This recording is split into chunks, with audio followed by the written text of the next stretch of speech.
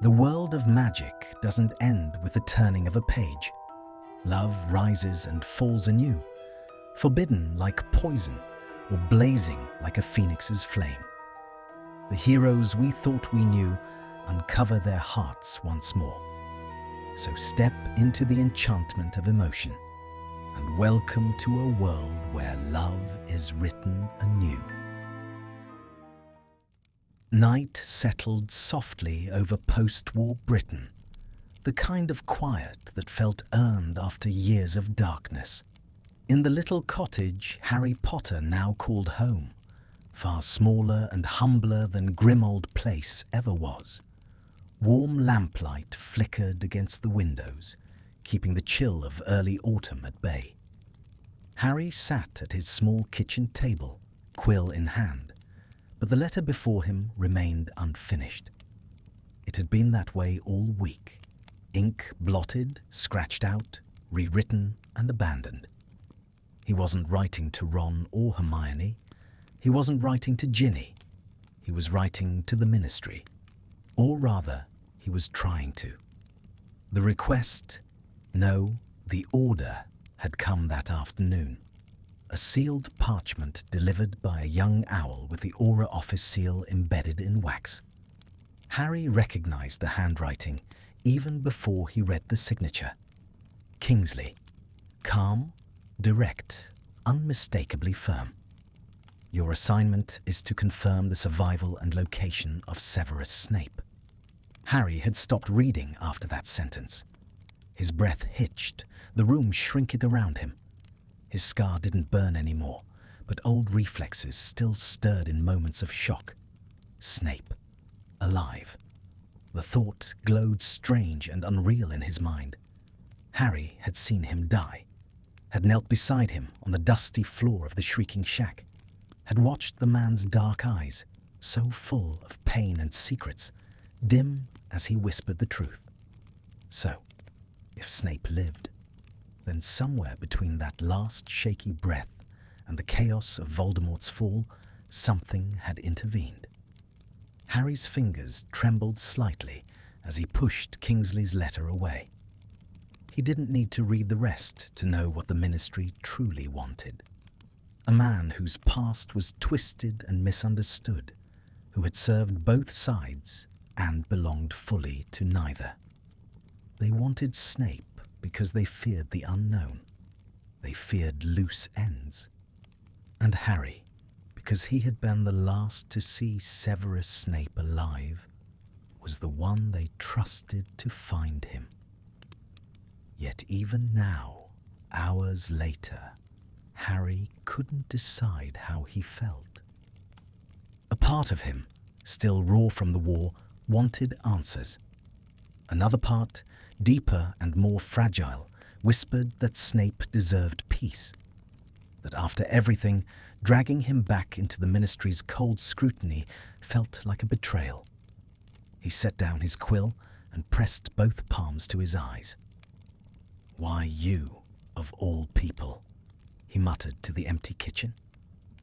A soft crack of apparition echoed outside, followed by a hurried knock at the door. Harry jolted upright, wand in hand, before he consciously decided to draw it. The war had taught him that tension lived in his bones. When he opened the door, a gust of cool air rushed in around a familiar figure. "Harry, sorry to drop in unannounced." Hermione looked flushed from the chill, curls half damp with mist. "But I thought you might need company." Harry stepped aside wordlessly, grateful despite himself. Hermione took one look at the Ministry letter on the table and sighed. "So, it's true," she murmured. "They really want you to bring Snape in." He shrugged helplessly. "They think he's dangerous, or important, or both." "Harry." Hermione approached gently, voice dropping to a quieter, almost bedtime hush, like she feared loud words might break something inside him. "What are you going to do?" He sat back down, elbows on the table. "I don't know. I keep thinking about the memories he gave me. How he, Merlin, Hermione. He protected me all those years.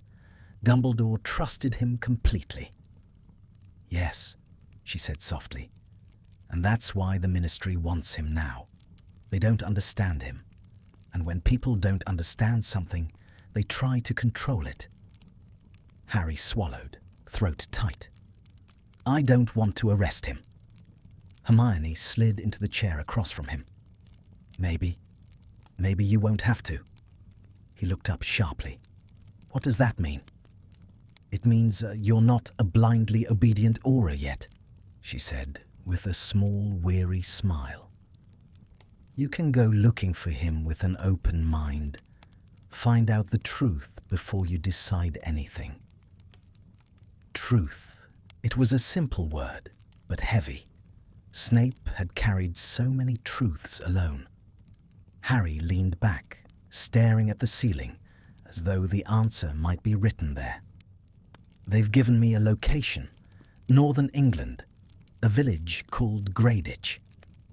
Never heard of it, Hermione said. Remote, then.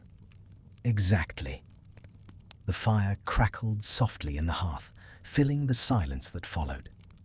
The cottage felt warm and safe, but Harry's thoughts wandered far north, where the wind cut sharper and the night stretched longer. If Snape was alive, if he was hiding, it would be in a place like that. Hermione stood, wrapping her scarf back around her neck. You should sleep, truly sleep. Tomorrow you can decide what kind of man you want to be on this mission. Harry managed a small nod. Thanks. At the door, she paused. Harry. Yeah? Her expression softened. If Snape survived, maybe he deserves a chance to choose his life this time. After she left, Harry returned to the table, staring at the unfinished letter. He didn't pick up the quill again. Instead, he folded the parchment and tucked it into a drawer. He wasn't ready to answer the Ministry. Not yet. Outside, the wind whispered across the fields, restless and alive. Harry watched the shadows move beyond the window. Somewhere out there, Severus Snape breathed still. And tomorrow, Harry would begin the journey to find him. Dawn crept over the horizon like a pale, hesitant hand, brushing aside the night. By the time the first light reached Harry's cottage, he was already awake, cloak fastened, travel bag packed, and his wand secure at his side. Sleep had been shallow, a thin, fragile thing, interrupted by half-formed memories of the war and the echo of Snape's last breath. Yet with morning came purpose. Heavy, conflicted purpose, but purpose nonetheless. He stepped outside, locking the door behind him. The crisp air bit at his cheeks as he crossed the overgrown path to the field beyond. A lone tree stood there, crooked as though bowing to the wind. Harry stopped beneath it, steadied himself, and with a quiet exhale, apparated. The world twisted, folded, and then expanded around him again. He arrived on the outskirts of Greyditch, a remote settlement tucked between rolling hills and darkened woods. Mist clung to the ground, curling around the stone cottages like ghostly fingers. The air tasted of peat smoke and damp earth, the scent of a place untouched by the bustle of wizarding life, perfect for hiding. Harry adjusted his cloak and began walking toward the village. The dirt path beneath him was narrow and uneven, lined with tall grass that brushed his boots. A few houses sat scattered in the early light, their chimneys smoking lazily. It was the sort of place where strangers were noticed immediately, and where secrets might last years. He reached the center of the village, little more than a crossroads with a weathered signpost and a tiny pub with shuttered windows. A handful of Muggle villagers moved about, tending to morning chores. None spared him more than a passing glance. Good. Let them think him a traveller.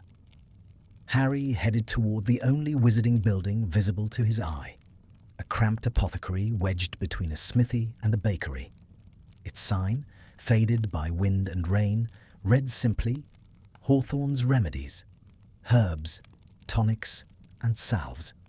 The name meant nothing. But the ministry report mentioned an apothecary operating under enchantments too subtle for muggles to notice. And the handwriting on the weekly owl orders, illegibly precise, imbued with a faint, sharp magic, matched Severus Snape's almost perfectly. Harry paused outside the door. His heart thumped softly, steadily, not with fear, but with a strange anticipation he didn't entirely understand. If Snape was inside, this moment would change everything. If he wasn't, then Harry had no plan B. He pushed the door open. A chime tinkled overhead, its magic soft and distant. Inside, the apothecary smelled of crushed leaves, potion dregs, and faint smoke. Shelves crowded the narrow walls, each lined with jars labelled in tight, slanted handwriting. A curtain hung at the back of the room, hiding a workspace behind it. At first, Harry didn't see anyone. Then, "State your needs quickly. We open in 10 minutes." The voice cut through the air like a blade, low, smooth, unmistakably disdainful. Harry froze. The curtain shifted, and a figure emerged, tall and thin, draped in dark robes that no ordinary apothecary would wear. His hair was tied back, though a few strands fell loose around a face sharper and paler than Harry remembered. A thin scar traced the line of his throat, disappearing beneath the collar of his robes. But the eyes, dark, intense, fathomless, were unchanged. Severus Snape stopped mid-step. For a heartbeat, neither man spoke. The air itself held still, waiting. Harry found his voice first. "You're alive." Snape's expression tightened into something unreadable. "Unfortunately." He moved to step past Harry, as though intending to ignore his presence entirely, but halted when Harry shifted to block his path. "Professor." "Do not call me that," Snape snapped, voice quiet but edged. "I am no one's professor any longer." Harry swallowed. "Then what should I call you?" Silence stretched, heavy as stone. Snape's gaze drifted over him, taking in the aura-standard boots, the worn cloak, the wand still concealed but ready at Harry's side. His jaw clenched faintly, an old habit Harry remembered from countless classes. "So," Snape said at last, "they've sent you." Harry didn't answer. The truth sat bitter on his tongue. Snape gave a soft, humourless breath, too sharp to be a laugh. "Of course they did. Their golden boy, the only one foolish enough to come alone."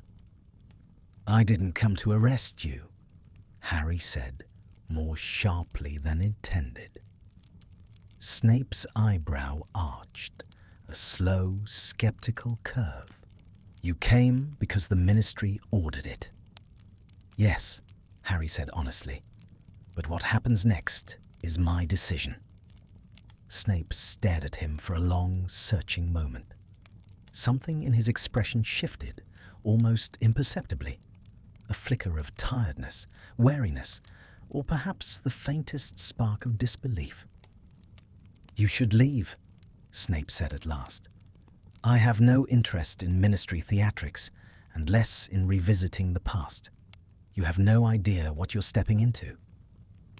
"Then tell me," Harry said. "Talk to me. Let me understand." Snape's eyes darkened. "Understanding is a luxury I can no longer afford." He turned away abruptly, retreating toward the back curtain. Harry moved after him without thinking. "Snape! Wait!" Snape stopped, but didn't turn. Harry felt the weight of years pressing between them. Pain, sacrifice, resentment, and something else he couldn't name yet. Softly, he said, "You don't have to face this alone." A long breath left Snape's lungs, as though drawn out by force. He stood still, shoulders rigid, the morning light catching faint silver strands in his hair. When he spoke, his voice had changed. Quieter, rougher, touched with a tiredness far older than his years. "Leave me be, Potter," he murmured, "before you unravel more than you intend." Harry stepped closer, determination firming inside him. "If someone's after you, I need to know. I'm not turning my back on you." Snape flinched. It was small, so small Harry might have imagined it, but it was there, as though the idea of someone staying had caught him unprepared. Before either could speak again, a sharp crack split the air outside the apothecary. Apparition. Snape stiffened instantly. Harry reached for his wand. Trouble had found them before either was ready. The crack of apparition echoed through the mist, like the snap of a giant's bone. Harry's hand closed around his wand instantly, instinct moving faster than thought. Snape was already in motion, robes sweeping, posture low, eyes narrowing with a sharpness Harry hadn't seen since the war. "Stay behind me," Snape hissed. Harry's jaw tightened. Not a chance. They reached the door together, though Snape's glare suggested he would have preferred Harry remain several rooms away. He swept his sleeve aside, muttering a quick, obscuring charm at the windows before easing the door open just a fraction. Through the fog, silhouettes emerged. 3 figures standing at the edge of the lane. They wore travel cloaks, hoods low, their stance too deliberate to be casual wanderers. Magic prickled faintly in the air around them, sharp as cold iron. Death Eaters? Impossible. The war was over. The last of them had been rounded up or driven into hiding. And yet, Harry remembered all too well how remnants of darkness had a way of lingering, quiet and patient. Snape breathed out slowly, and the faintest condensation clouded the air near his mouth. "Fools," he muttered. "They should not have been able to trace me." Harry pressed closer. "Who are they?" Snape didn't answer. His silence was answer enough. One of the cloaked figures lifted their head, revealing a mask. Not the ornate Death Eater porcelain of old, but a rougher, hastily crafted thing. Still, its message was unmistakable. The figure raised a hand. A spell, thin and testing, slid across the apothecary wards like a knife against glass. Snape straightened, expression hardening into something cold and dangerous. "They're probing. They won't attempt a breach yet." Harry swallowed. "So, they're watching." "Yes," Snape said grimly, "and they will wait until I am alone." Harry's pulse quickened. "Not happening." Snape's gaze flicked to him, sharp, unreadable, carrying a depth that made Harry momentarily forget the danger outside. "You should leave Greyditch at once," Snape said. "This is not your concern." Harry bristled. "If they're after you, it is." Snape turned away from the door with a swift, dismissive motion. "Your heroics are unnecessary." Harry caught his sleeve. "I'm not doing this for heroics." Snape stopped. His shoulders tensed beneath Harry's grip, as though the contact surprised him more than any spell outside. Slowly, he turned his head, dark eyes settling on Harry's face with a mixture of irritation, fatigue, and something that flickered like guarded confusion. The moment stretched between them, fragile and tense. Then, with a suddenness that startled even Harry, Snape pulled free, sweeping toward the back of the apothecary. "Follow me," he ordered. If you insist on meddling, you might as well hear the truth before you doom us both." Harry followed without hesitation, stepping through the curtain into Snape's private workshop. It was dimly lit, illuminated by oil lamps and the soft glow of simmering cauldrons. Shelves lined the walls, filled with ingredients Harry couldn't name. A small cot sat pushed into a corner, covered in neatly folded blankets. The air smelled of potions and parchment, familiar in a way that made Harry ache with memories of school days. Harsh lessons, sharp words, but also a strange, unspoken steadiness Snape had always carried. Snape stood beside the work table, hands braced against its edge. When he spoke, his voice was low and controlled, but with an undercurrent of exhaustion. "After the battle, I should have died. Nagini's venom was certain to kill within minutes, yet I was found." "By who?" Harry asked. Snape's gaze dropped. "An old contact from my years as a spy, someone who owed me a debt. They managed to slow the venom enough for a healer to stabilize me. Barely." A flicker of something tightened in Harry's chest. Relief. Gratitude. He wasn't sure. "So you lived," Harry said quietly. Snape's lips curled bitterly. A questionable blessing. Harry stepped closer, careful not to push too fast. "And the Ministry doesn't know." "They know nothing," Snape said sharply. "And they must not. If they discover I survived, they will demand trials, interrogations, explanations I cannot provide." Harry's brow furrowed. "Why not?" Snape's stare was piercing. "Because there are things I did during the war, missions, secrets, bargains, that will not stand up to Ministry scrutiny, though they were necessary. Complexities they will not understand." "And those cloaked figures outside?" Harry pressed. "They're connected?" Snape nodded once. "They belong to a fragment of the Dark Lord's network, disorganized but persistent. They have been searching for certain documents left behind from my former duties." "What documents?" Snape hesitated. "Ones that should not exist, ones I did not know existed until recently." Harry felt the tension coil inside him. "And they think you have them." "They assume I do," Snape corrected. "Assumptions are dangerous things." Harry studied him. The shadows under Snape's eyes, the strain in his shoulders, the faint tremor in his fingers. Signs of a man living with exhaustion and hunted fear. Something tightened inside Harry, something protective and fierce. "You can't stay here," Harry said softly.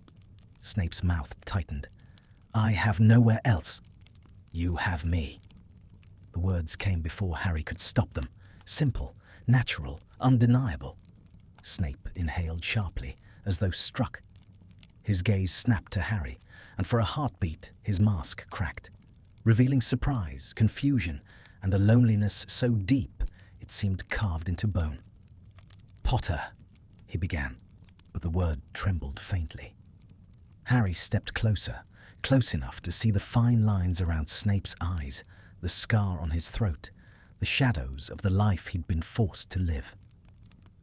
"I'm not handing you over, and I'm not leaving you alone." Snape's breath hitched, a tiny sound quickly swallowed. Outside, another sharp crack of magic sounded, echoing through the walls. Harry's hand brushed against Snape's, a brief touch meant to steady.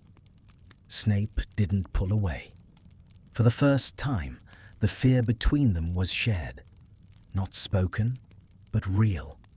And whatever hunted them had just drawn nearer.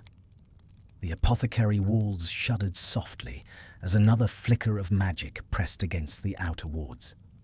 It wasn't an attack, yet, but a warning, a promise that patience had limits. Harry and Snape stood motionless in the dim workshop, the air between them taut as a drawn bowstring. Snape was the first to move. He swept to a tall cabinet, unlocking it with a whispered spell. Bottles clinked within, and he pulled several free, dark vials sealed with melted wax, each marked with a precise rune. Harry stepped forward. "What are those?" "Defensive brews," Snape answered curtly. "They will slow pursuit, cloud tracking spells, and render our magical signatures unstable. If we must flee, these may buy us a few hours." Harry caught the faint tremor in Snape's hand as he set the vials on the table. Weariness clung to him like a second cloak. For years, Snape had survived by his wits alone, too clever to be caught, too stubborn to die. But the toll showed now in every line of his face. "You've been dealing with them alone," Harry said quietly. Snape didn't look up. "I have managed." "Barely," Harry countered. "You're running on fumes, Snape." A sharp look cut toward him. "And what would you have me do? Appeal to the Ministry's mercy? Beg their forgiveness for deeds done at Dumbledore's own request?" "No," Harry said, voice firm. "I'm saying you shouldn't be fighting this by yourself." Snape froze for a heartbeat, as though the words hit a place he had long buried. Before he could respond, the wards pulsed again, harder this time, rattling the shelves. A jar tipped and shattered against the floor, releasing a puff of bitter-smelling powder. Snape hissed. "Enough. We cannot linger." He grabbed a small satchel, sweeping potions into it with swift precision. When he moved too quickly, the scar on his throat pulled, and he stifled a wince. Harry stepped in before he could recover, taking the remaining bottles and storing them more gently. Snape went stone still. "Let me help," Harry said, softer now. Black eyes met green. In the lamplight, Snape's expression softened just a fraction, something unguarded flickering through. "Very well," he murmured. They finished packing in a tense but seamless rhythm. Harry could feel Snape watching him at moments.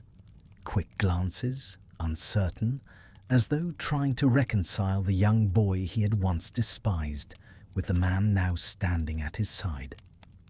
When the bag was full, Snape produced a cloak from a hook by the cot.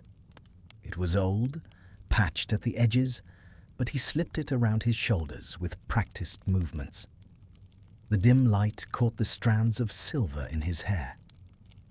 "Where do we go?" Harry asked. Snape paused, fingers curling around the clasp of his cloak. "There is a place beyond the southern ridge, a small abandoned manor the villagers avoid. The wards there are ancient, older than the Ministry itself. I can strengthen them." Harry nodded. "Then we'll go together." Snape stiffened at the word "we." "Potter." "Don't start," Harry cut in. "I'm not leaving you here." Snape's jaw clenched. "Your presence complicates matters." "Good," Harry said simply. "Maybe complicated is what you need." A faint, startled breath escaped Snape, almost a laugh, almost a sigh. "You speak as though you understand my life." "I understand you did everything alone for too long," Harry said, "and I'm done letting you vanish into the shadows." Silence stretched between them, no longer sharp, but heavy with something else. Something unspoken, unfamiliar, but steady. Snape broke first. "The back door leads to the woods," he said. "If they attempt to breach the building, it will buy us a minute at most." Harry nodded. "Then let's make that minute count." Snape moved with surprising speed, sweeping aside the curtain and striding toward the rear of the shop. Harry followed close behind, wand at the ready. The back door was hidden behind a tall shelving unit stocked with dusty jars.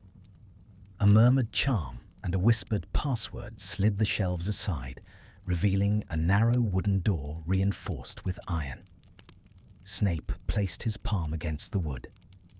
The door glowed faintly, recognized him, and unlocked. But just as Snape reached for the handle, a voice boomed from the front of the apothecary. "Severus Snape, come out, and we will not harm you." Harry's blood ran cold. Snape inhaled sharply, every muscle in his back tightening. For a heartbeat, he stood utterly still, and Harry could feel the war inside him. Fear, defiance, and something deeper, older, carved from years of being hunted by both sides. Harry stepped closer, voice low. "We're not surrendering." Snape turned his head just enough that Harry saw his profile, pale, tired, resolute. "They have no intention of sparing anyone, Potter. They want leverage." "Then they'll get nothing," Harry said. A moment passed. Then Snape unlocked the door fully. Cold air rushed inside, damp, earthy, filled with the scent of pine and moss. The forest beyond was thick, shadows draped beneath towering branches. Snape slipped out first, cloak blending into the darkness. Harry followed, pulling the door shut behind them. They moved swiftly through the trees, their footsteps silent on the soft earth. Branches arched overhead like rib bones, the forest swallowing them whole. The mist lifted slightly, revealing faint moonlight filtering between leaves. After several minutes, Snape halted. He leaned against a tree, breath uneven. Harry touched his shoulder. "Snape, are you hurt?"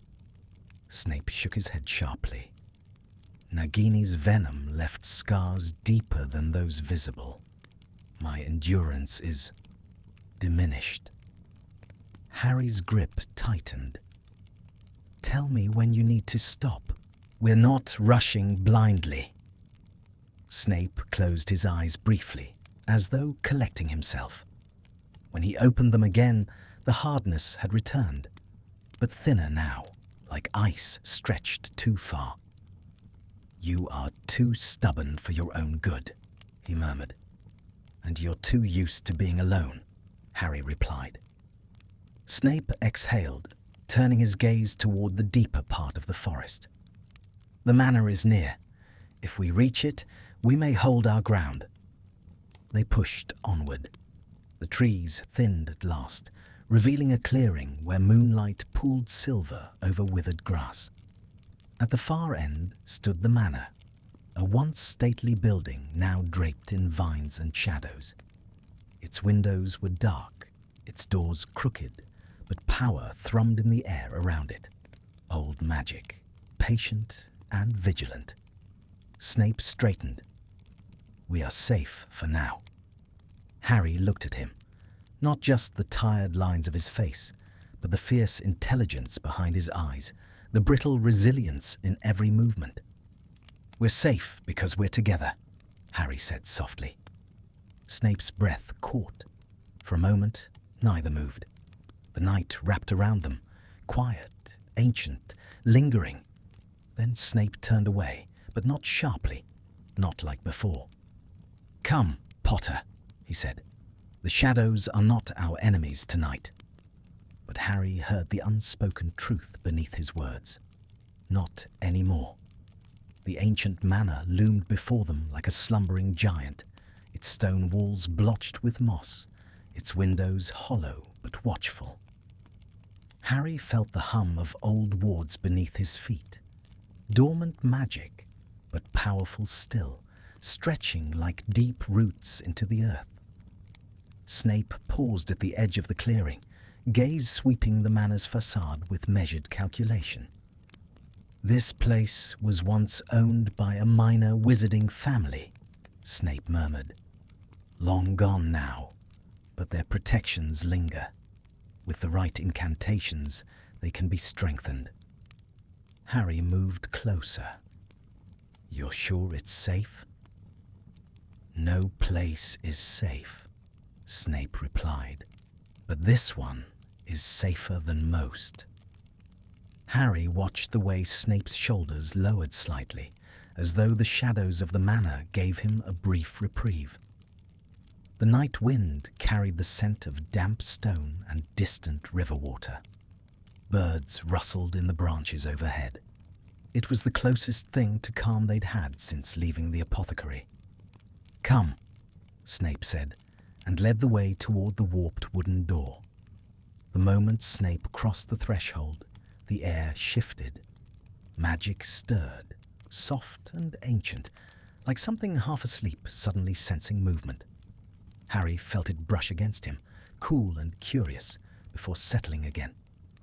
Inside, the manor smelled of dust and time.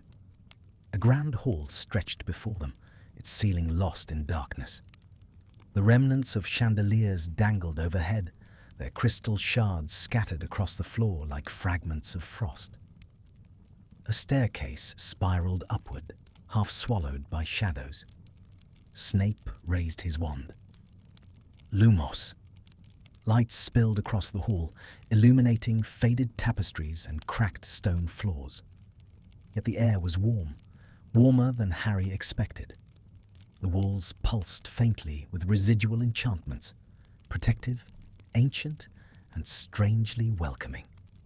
Harry stepped forward, brushing a hand over one of the tapestries. "Feels alive." "These wards are bound to bloodlines older than Hogwarts," Snape said. "Old magic lingers when no one is left to guard it. It is grateful for company." Harry almost smiled. Didn't know wards could feel gratitude. Snape's lips twitched. Most wizards never bother to notice. They searched the ground floor together.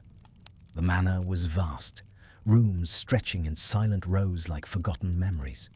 A kitchen with soot-caked hearth, a drawing room with collapsed furniture, a study layered in dust. But despite the decay, Harry sensed no danger, only quiet, deep magic holding its breath. At last, Snape chose a smaller chamber near the back of the manor. The ceiling here was intact, and a stone fireplace slumbered against one wall. "This room will suffice," Snape said. "I can stabilize the wards from here." Harry set their bags down. "Should I help?" Snape hesitated. His eyes flicked over Harry, a measuring look lingering just a little too long.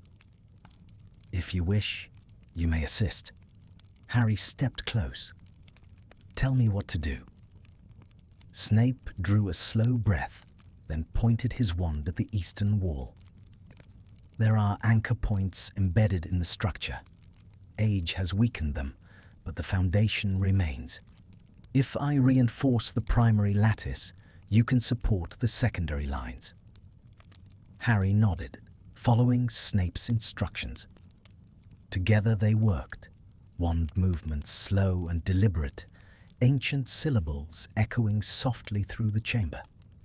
Pale runes shimmered across the walls, then sank into the stone as though swallowed. At one point, Snape swayed slightly, the lingering venom scars pulling at his strength. Harry placed a steadying hand on his back, instinctive, gentle. Snape stiffened, but didn't pull away. He said nothing, though his breath hitched faintly before evening out. The ritual continued until the room itself seemed to exhale. The walls glowed for a moment, warm, golden, and then dimmed, leaving behind a sensation of quiet strength. Snape lowered his wand. "It is done." Harry stepped back, admiring the soft shimmer in the room. "It feels peaceful." "A temporary illusion," Snape said, but his voice lacked its usual bite. Harry watched him carefully. Snape looked pale, drained, shadows deep beneath his eyes. The moonlight filtering through the cracked window made the lines of his face sharper, but also softened something in his expression. A man carved from endurance, not cruelty. "You should rest," Harry said. Snape blinked as though surprised by the suggestion. Rest accomplishes little. It keeps you alive, Harry countered. You're exhausted. Snape turned away. I have endured worse. Harry stepped closer again, close enough to see the faint tremble in Snape's hands. You don't have to endure everything alone. Snape went still. The silence between them thickened, slow and heavy, like fog settling over still water. You say that, Snape murmured, but you cannot know the weight I carry. I know enough, Harry said softly, and I want to help. Snape's eyes flicked up sharply, dark, searching. Something raw flickered behind them, something he rarely allowed anyone to see. You are a strange man, Potter, he said quietly. You should hate me. I don't. Snape's breath hitched, barely perceptible. But there, Harry's voice lowered. I saw your memories. I know what you sacrificed. I know who you were when no one else was looking. Yet you do not know me, Snape whispered. Then let me, Harry said. Snape's eyes widened slightly. Shock, disbelief, and something warmer buried deep. He opened his mouth, closed it again, and for a moment looked almost vulnerable. Before either could speak further, the wards shivered. A faint tremor ran through the manor walls, distant but unmistakable. Harry stiffened. They're still tracking us. Snape lifted his wand, expression hardening. It seems they are more persistent than anticipated. But they can't get through, right? No, Snape said. Not yet. But they are probing, studying. They will adjust. Harry stepped closer. Then we'll adjust faster. Snape turned to him, really turned, fully facing him. His voice lowered to something almost quiet, almost intimate. You stay here, Potter, and you risk becoming a target far larger than I alone. Harry met his gaze steadily. Then we'll be targets together. Snape's breath caught again. This time he didn't hide it. The tremor in the wards faded, but the tension between them did not. Instead, it shifted, no longer sharp, but deep, pulling them towards something neither had expected when the day began. At last, Snape looked away, his voice barely above a whisper. You meddle in things you do not understand. Harry's reply was soft, but certain. Then teach me. Snape said nothing, but he didn't step back. He didn't turn away. And in the quiet of the ancient manor, under moonlight and the steady hum of renewed wards, something fragile and new began to take shape. Uncertain, unspoken, and impossible to ignore. Morning crept into the abandoned manor with a pale, diffused light, slipping through broken panes and settling in soft patches across the dusty floor. Harry woke first, wrapped in his travelling cloak near the hearth, where a restless fire still smouldered. Snape had refused the cot and taken instead a stiff-backed chair near the door, wand in hand, even as exhaustion finally claimed him. Harry studied him in the dim light, the long lines of his frame, the angle of his head bowed in sleep, the soft rise and fall of his chest. In slumber, Snape looked far less formidable. His harshness eased into something almost fragile. A man worn thin, pulled too long in too many directions. Harry rose quietly, stirring the fire with a flick of his wand. The warmth spread through the small chamber, casting Snape's features in gentler shades. Harry found himself caught for a moment, unable to look away. Snape stirred. His eyes opened, dark and sharp again in an instant. The mask of alertness slid back over him, though it faltered briefly when his gaze settled on Harry. How long was I asleep? Snape asked. Not long, Harry replied. You needed it. Snape made a soft, disdainful sound, more habit than actual protest. He pushed himself to standing, one hand bracing briefly against the chair. Harry moved forward instinctively. Snape held up a hand. I am quite capable of managing on my own. Never said you weren't, Harry said calmly. Still doesn't mean you should have to. Snape hesitated. The words seemed to snag somewhere unexpected, leaving him briefly unguarded. He turned away before Harry could read more. We must assess the situation, Snape said, recovering his composure. The wards held through the night, which is promising, but their persistence indicates the enemy will not abandon their pursuit. Harry stepped beside him. Then we figure out what they want and stop them. Snape gave him a long, assessing look. You speak as if this is your mission. It is now. Snape's eyes flickered, an emotion Harry couldn't name passing through them like a shadow crossing water. They exited the chamber and moved through the manor's corridors. Dust hovered in the air, stirred by their footsteps. The old ward lines glimmered faintly along the walls, like veins of pale gold. Snape paused occasionally to inspect them, pressing his palm against the stone, listening to the subtle hum of magic. Harry followed, alert to every creak of wood, every whisper of shifting wind through the manor's upper floors. When they reached the front hall, sunlight had strengthened enough to reveal the battered grandeur of the place. Snape traced a series of runes carved into the stone doorway. These wards respond to intent, he murmured.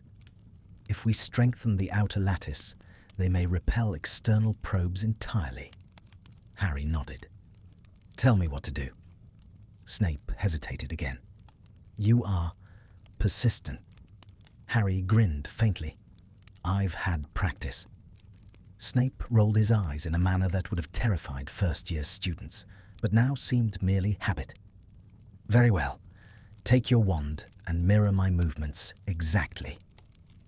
They began the ritual reinforcement, moving together in slow precision. Their wands described arcs through the air, weaving strands of pale magic that threaded into the manor's foundations. Snape chanted in a low melodic cadence, old words, older magic. Harry followed, the incantation strange on his tongue, but resonant, as though the manor itself leaned closer to listen. As they worked, the sunlight shifted, catching motes of dust that danced between them like drifting stars. Harry felt Snape's presence beside him, not as a threat, not as a distant figure of the past, but as something steady, powerful but worn, brilliant but fragile. At one point, Snape faltered, the strain of channeling so much magic pressing heavily upon his weakened body. Without thinking, Harry reached out, steadying him with a hand to his arm. Snape stiffened, but didn't pull away. Their eyes met. For a moment, the ritual paused, suspended in the golden hush of morning. You're doing too much, Harry said gently. I am doing what must be done, Snape replied, his voice low but no longer sharp. The manor is our only shelter. If the wards fall, we have no defense. Then we fix them, Harry said. Together. Snape's gaze flickered down to Harry's hand still steadying his arm.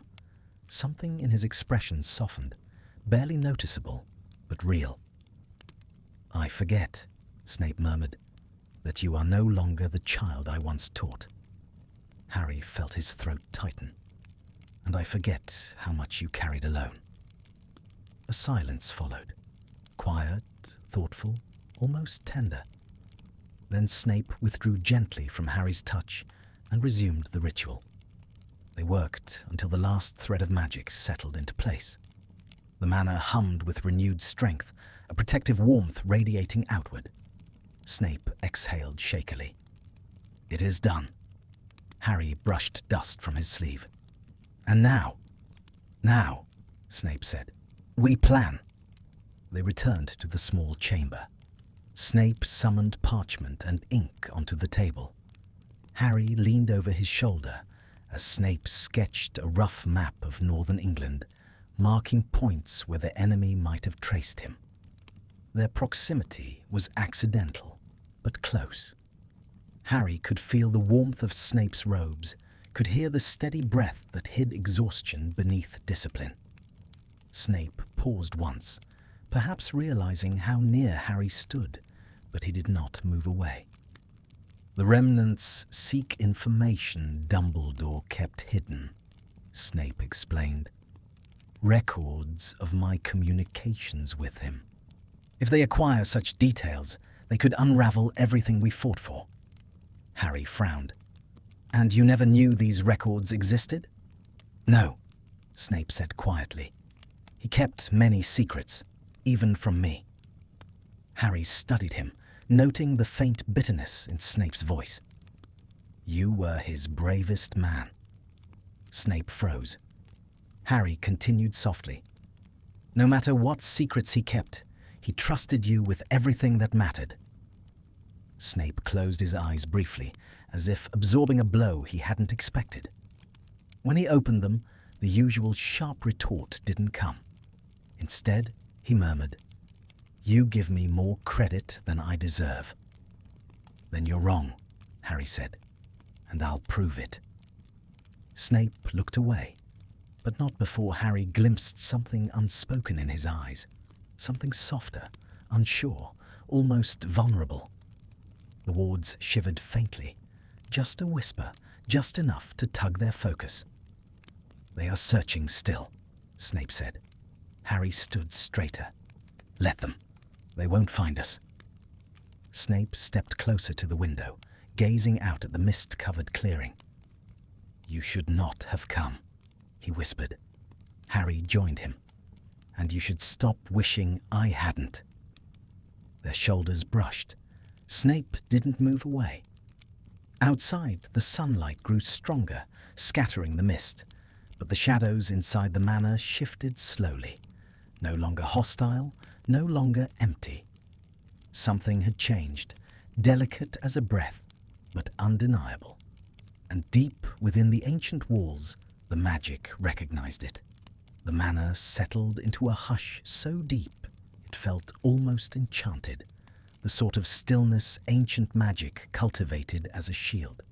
For a while, Harry and Snape stood by the narrow window, each lost in separate thoughts that yet moved strangely in tandem, threads drawn closer with every shared breath.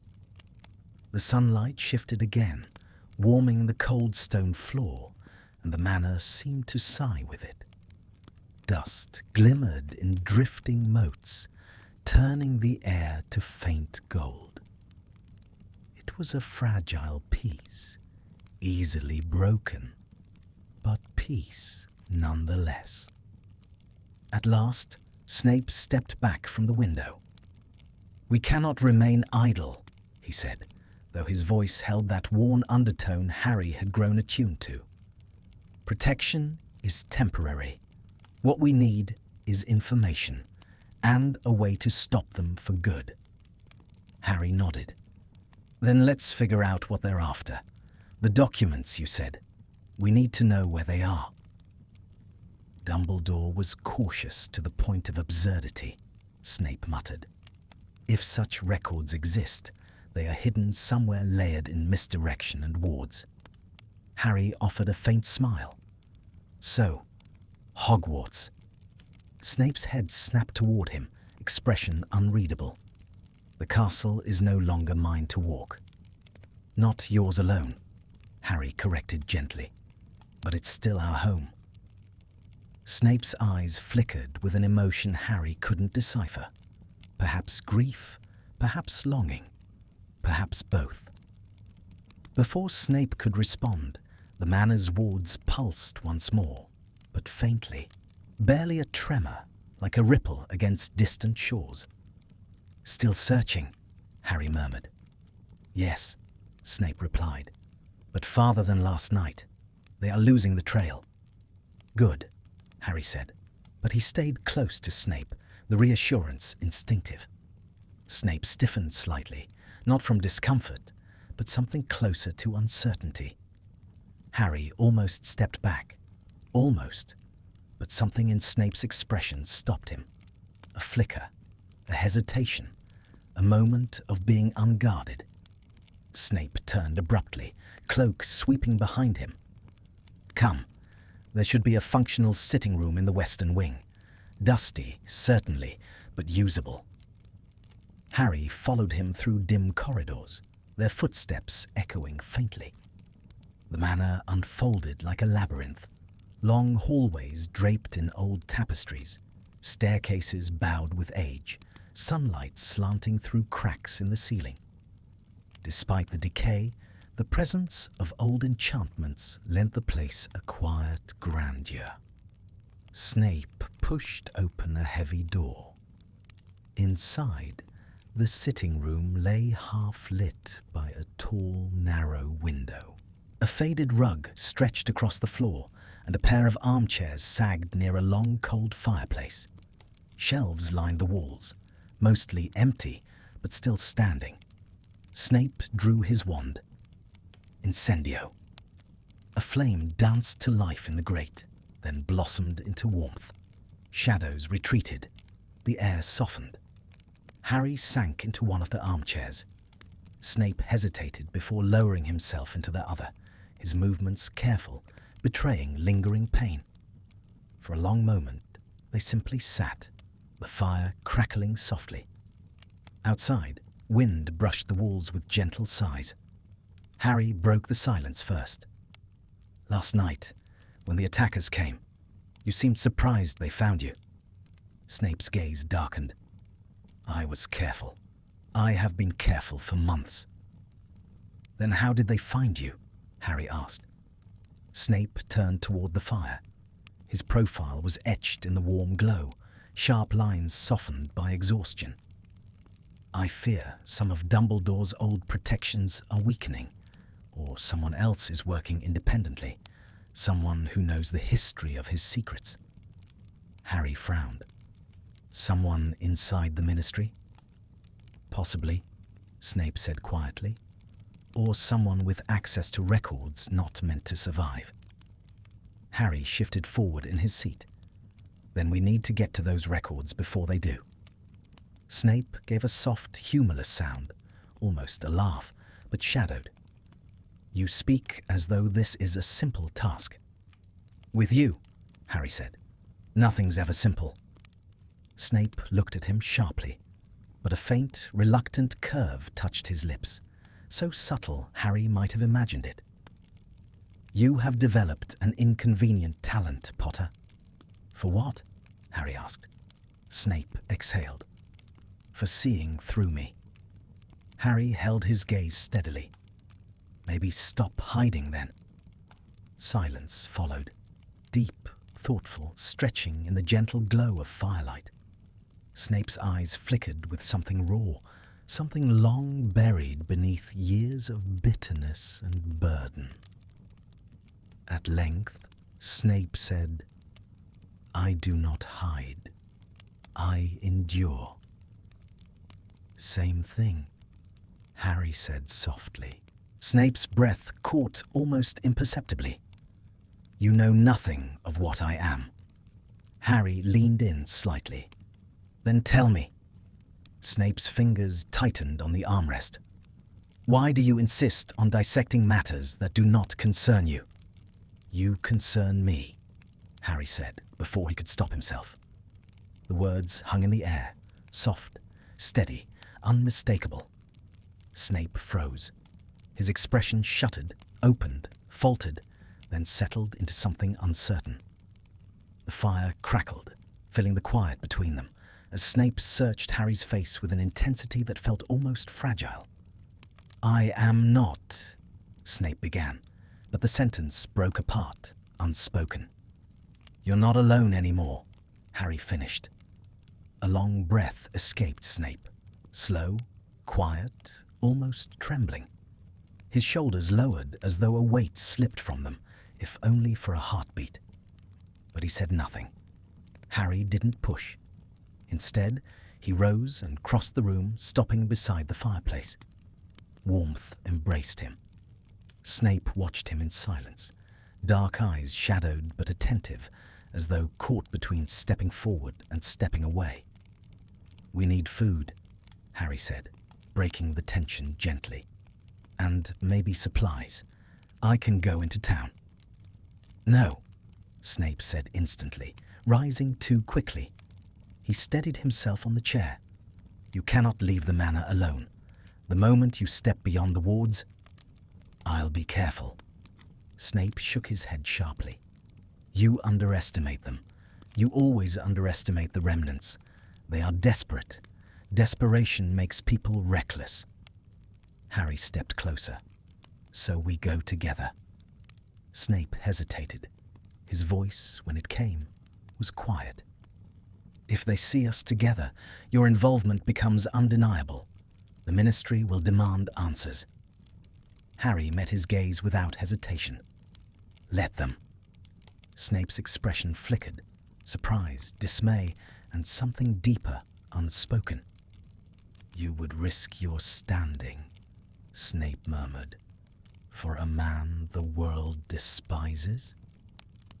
Harry stepped closer still, close enough to see the faint lines at the corners of Snape's eyes. "For you? Yes." Snape drew in a slow breath, as though Harry's certainty unsettled him more than any enemy outside. The firelight played across his face, revealing exhaustion, fear, resilience, and, beneath it all, the first faint cracks in the walls he'd spent a lifetime building. "Potter," Snape whispered, voice unsteady. "Do not make promises you cannot keep." "I keep the ones that matter," Harry said softly. Snape closed his eyes briefly. When they opened again, something had changed, small but real. A shift, a step forward in a path neither had dared acknowledge before. At last, Snape turned away, gathering his cloak. "Very well. We go together." Harry smiled, not triumphant, not relieved, but sure. The manor's wards trembled again, tiny, distant, a whisper of the danger still hunting them. But this time the tremor felt different. This time, nothing about it felt insurmountable. They were no longer two shadows drifting alone. They were beginning, slowly, to stand side by side. They left the manor shortly after noon, when the sun had climbed high enough to pierce the forest canopy. Light filtered through branches in narrow beams, painting the forest floor with shifting patches of gold. Snape walked slightly ahead, stepping with a familiar mixture of precision and guarded tension. Harry kept close, wand concealed within the folds of his cloak, senses sharpened. Their destination was a small market village a few miles from Greyditch, far enough that Snape had never risked the journey alone, close enough that Harry insisted he could protect them both. As they navigated the forest paths, Snape's breathing grew faintly uneven. The remnants of Nagini's venom weighed on him like an old curse. Harry noticed the stiffness in his movements, the careful way he avoided leaning on tree trunks or slowing his stride. "Are you all right?" Harry asked quietly. Snape didn't break his pace. "I am reasonably functional." "That's not an answer. It is the answer you are receiving." Harry frowned, but didn't press further. Snape's pride was a blade honed over decades. Pressing too hard would only make him withdraw. Still, Harry stayed close enough to catch him should he stumble. After several minutes, Snape spoke again, softly, as though conceding something. The venom stole more from me than strength. It makes channeling magic unpredictable. Prolonged spells drain me. Harry nodded, his voice gentle. Then you let me handle anything dangerous today. Snape shot him a sidelong glance.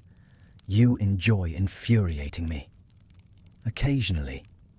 The corner of Snape's mouth twitched, so faint it might have been imagined. But Harry saw it, and warmth bloomed in his chest. They reached the edge of the forest at last. Beyond it, the village sprawled like a cluster of pebbles scattered across a green hillside. Smoke drifted lazily from chimneys, and distant voices rose in calm afternoon chatter. A few carriages rattled along the main road, wheels creaking. Snape exhaled slowly. Stay alert. Even places that appear harmless often prove otherwise. Harry smiled faintly. Says the man who lived among muggles for months without being caught. Snape's expression tightened, not in irritation, but something more complicated. It was necessity, not skill. You survived, Harry said. That's skill. Snape didn't reply, but Harry felt the shift in him, a subtle easing, like ice thawing at the edges.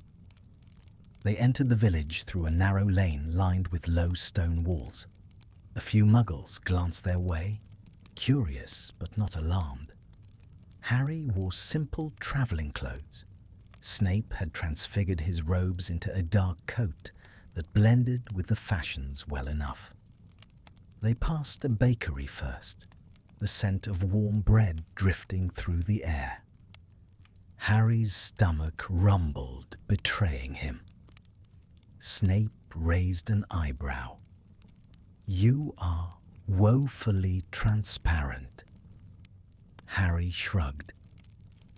I was too busy making sure you didn't overexert yourself to think about breakfast. Snape's eyes narrowed, and Harry realized too late what he had admitted. But Snape didn't snap, didn't sneer. Instead, a strange stillness crossed his face, something like confusion. You concern yourself with matters beyond your responsibility, Snape said quietly. Harry shook his head. No, you're my... The word caught. What was Snape to him now? Not enemy, not teacher, not merely a man to protect. Something deeper, something unsteady and new. Snape watched the hesitation with sharp, assessing eyes. Harry swallowed.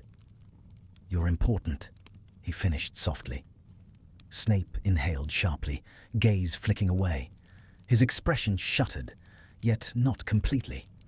A crack remained, small but present. They reached the market square.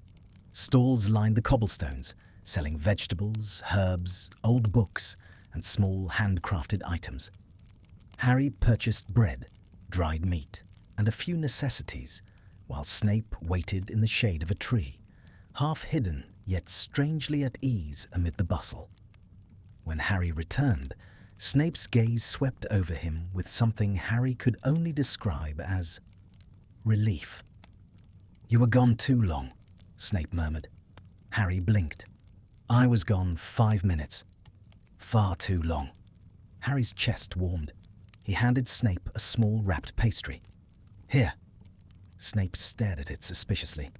What am I meant to do with this? Eat it. It's food. Humans need that.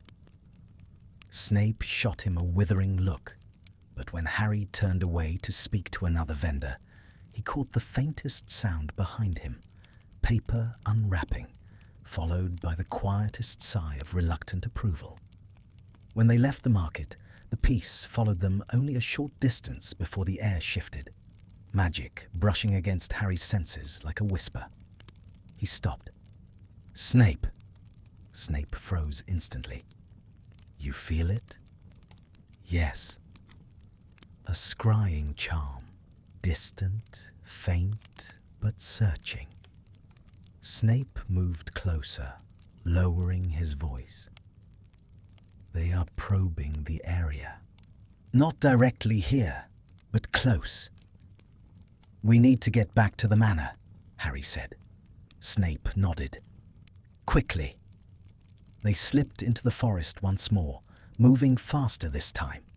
The light dimmed beneath the trees. Harry's nerves thrummed, his wand hand ready. Snape stayed close enough that their shoulders brushed once, twice, not by accident. Halfway through the woods, the scrying magic pulsed again, stronger.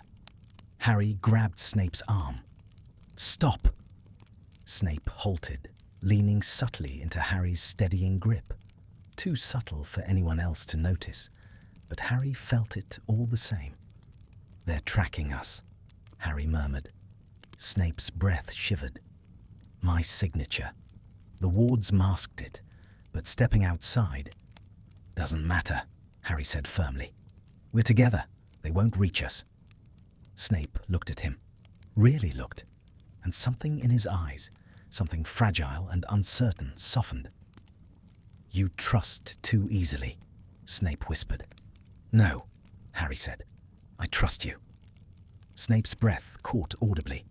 He looked away, voice unsteady for the first time Harry had ever heard. "You should not. I do." Snape closed his eyes, a faint tremor running through him.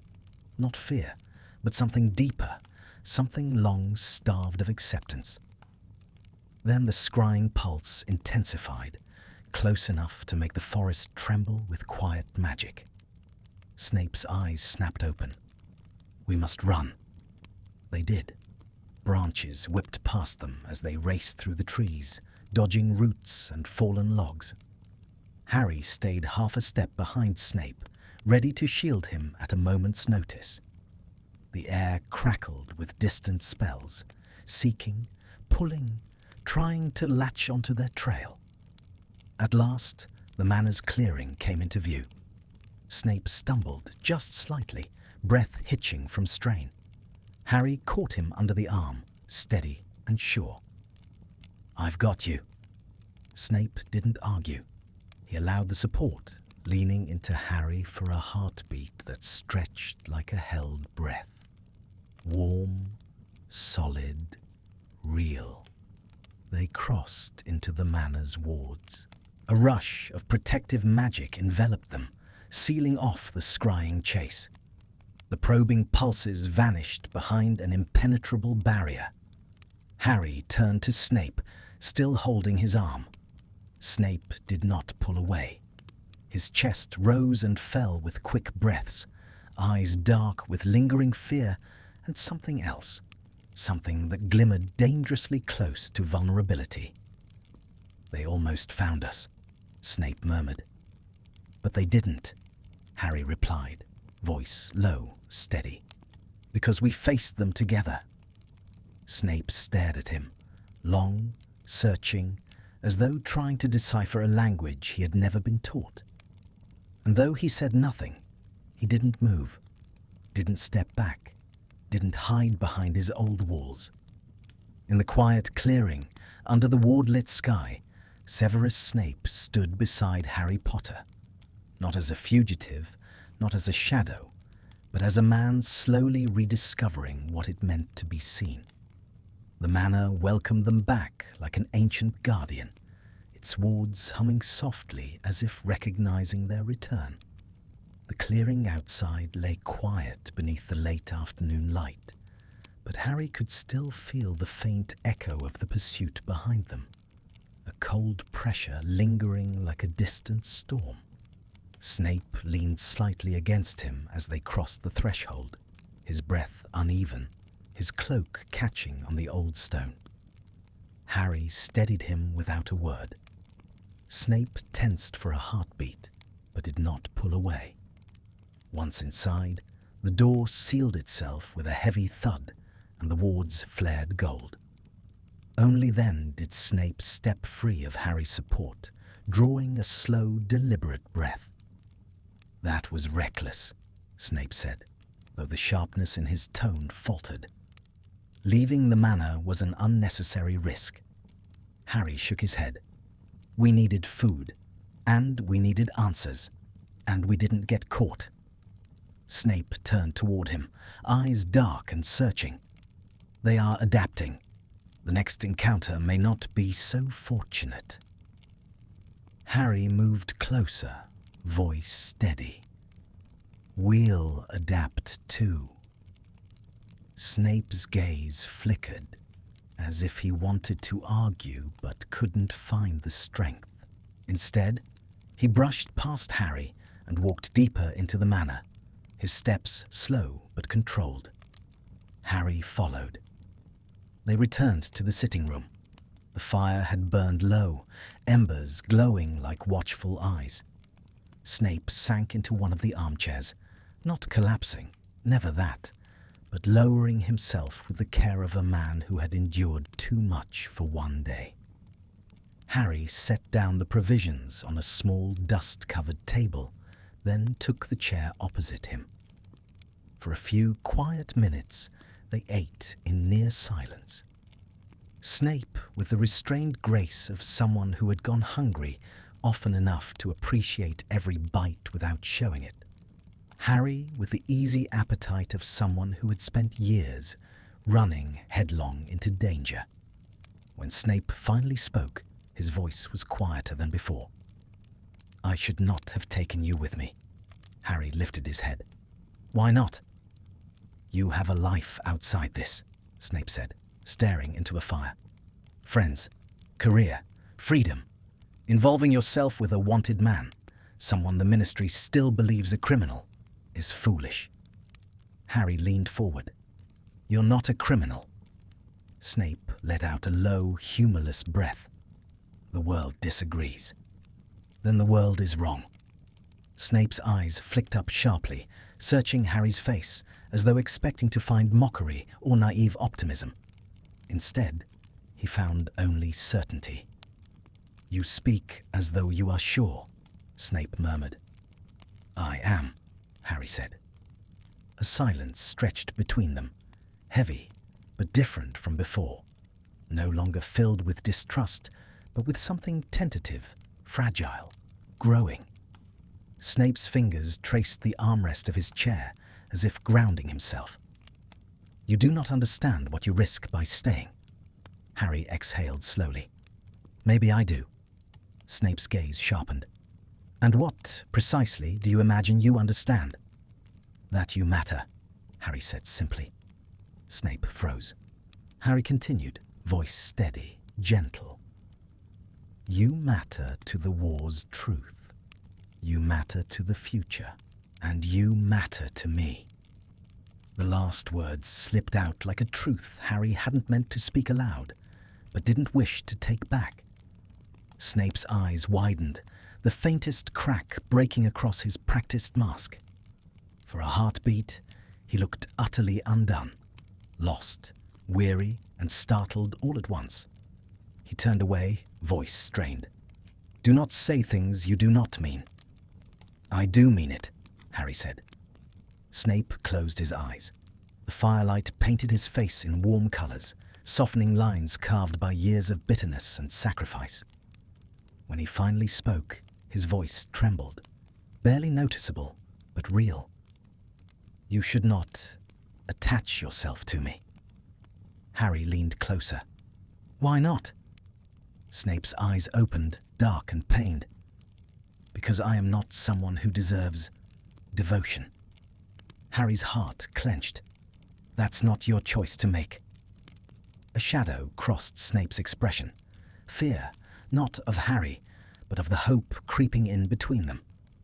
Before Harry could say more, the manor's wards pulsed again, not with threat, but with warning. A signal, a shift. Snape stiffened. Someone has attempted to breach the outer perimeter. Harry stood instantly. "Are they close?" "No," Snape said, listening with narrowed eyes. "Not close enough to reach us, but too close for comfort."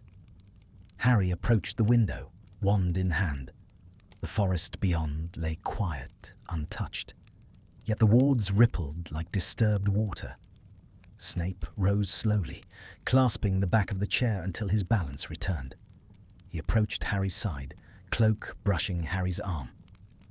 "They test every angle," Snape murmured. "They will not give up." Neither will we, Harry said. Snape looked at him, and in the golden firelight his eyes softened. Harry felt something shift, an understanding settling between them with quiet certainty. Snape turned slightly, close enough that the warmth of him lingered against Harry's side. You truly intend to stay? Yes, Harry said. As long as you'll have me. Snape inhaled sharply, as if Harry's words were a spell cast too precisely for him to shield against. He stepped back, not far, but enough to steady himself, then faced Harry fully. You are an impossible man, Snape whispered. Harry gave a small smile. Takes one to know one. Snape looked away, but the faintest, fragile curve touched the edge of his mouth. A moment passed. The danger outside pressed closer. The bond inside deepened. Snape returned to the table, unfolding a roll of parchment covered in Dumbledore's cryptic symbols, patterns Harry recognized from Hogwarts' most secretive places. This, Snape said quietly, may be the key to the records they seek. Harry joined him. We find these records first, then we destroy whatever they're after. Snape's eyes flickered to him, soft, uncertain, warmed by firelight. You speak as though we truly stand a chance. We do, Harry said, because we're not alone. Something in Snape broke, quietly, gently, like ice thawing beneath the first touch of spring. He bowed his head, not in defeat, but in acceptance. And Harry understood with a clarity he hadn't expected that for Severus Snape, allowing someone close was its own kind of surrender. A whisper of wind stirred the manor walls. The wards hummed their ancient song. And in the fading light of evening, two men, once enemies, once strangers bound by fate, began to stand together in a way they never had before. Not by necessity, not by obligation, but by choice. Night settled over the manor like a heavy velvet curtain, deep and unbroken. The fire in the sitting room had burned low, casting long shadows that swayed across the worn stone walls. Harry and Snape remained bent over the parchment spread across the table between them, its tangled symbols illuminated by the faint glow of Snape's wand. For hours they had worked in quiet concentration, their heads at times so close that Harry could feel the warmth of Snape's breath on his cheek. The air brimmed with murmured incantations, the scratch of quill on parchment, and the soft crackling of the hearth. But the deeper they delved into Dumbledore's cryptic designs, the more elusive the truth became. Snape rubbed his temples with slow, deliberate pressure, his long fingers trembling faintly. Dumbledore never did anything in a straight line. Why would this be any different? Harry leaned back in his chair, studying the parchment. Maybe the symbols aren't supposed to form a path. Maybe they're a location, something only certain people would recognize. Snape's gaze lifted, sharp even in fatigue. What are you suggesting? Harry ran a finger across one of the runic clusters, spirals intersecting with long vertical lines. This pattern looks familiar, like something from the Room of Requirement. Snape straightened, eyes narrowing. You believe the records are hidden within Hogwarts itself? Harry nodded slowly. It makes sense. Dumbledore trusted the castle more than anyone. If he wanted something safe, he'd put it there. Snape's expression hardened, not in anger, but in the tightening of old wounds. Returning to Hogwarts is not simple for me. Harry understood. Hogwarts was memory and loss, betrayal and sacrifice, the place where Snape had been feared, hated, misunderstood, and where he had silently borne every cruelty in service of a promise no one but he could uphold. Harry leaned forward, voice soft. You wouldn't have to face it alone. Snape looked at him then, really looked, and Harry felt the weight of that gaze, the quiet conflict flickering behind it. I do not fear the place, Snape said, though the tremor in his voice betrayed something deeper. I fear what it may demand of me. Harry held his eyes, then let it demand something new. A silence followed, elastic and charged. For a moment, Harry felt as if the room held its breath. Snape stood abruptly, pacing to the far wall. He braced a hand against the cold stone, shoulders bowed as though bearing a weight too old to shrug off. Harry rose as well, stepping toward him. The firelight stretched their shadows across the wall, merging and unmerging as they moved. Snape, Harry said gently. Snape didn't turn. You do not understand how deeply the past carves itself. Hogwarts is filled with ghosts I have no wish to meet again. Harry stepped until he stood beside him. Then don't face them. Face me instead. Snape's breath caught, faint but unmistakable.